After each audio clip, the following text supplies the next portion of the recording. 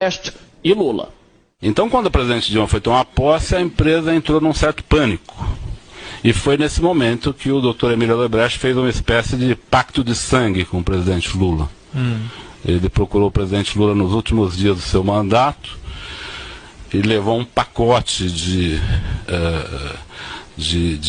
propinas para o presidente Lula, que envolvia esse terreno do Instituto, que já estava comprado, e o seu Emílio apresentou ao presidente Lula, o sítio para uso da família do presidente Lula, que ele já tinha feito. Eu estava fazendo a reforma em fase final e ele disse ao presidente Lula que o sítio já estava pronto.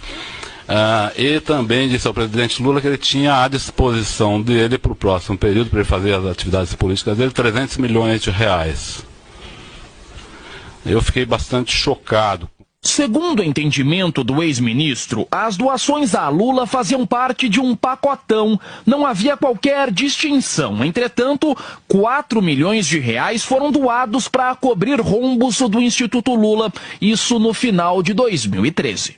Ele me disse, num determinado momento, que ele ia separar créditos ao presidente Lula mais para usos do Instituto, coisas assim mais pessoais ao Lula.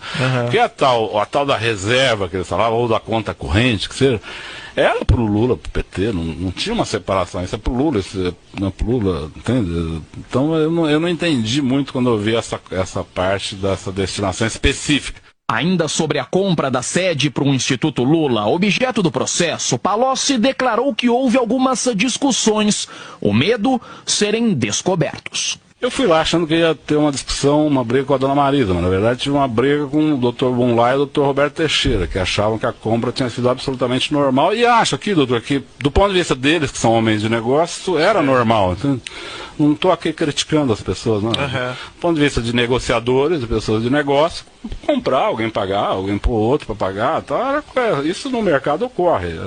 Mas no conjunto era um ilícito grave aquilo.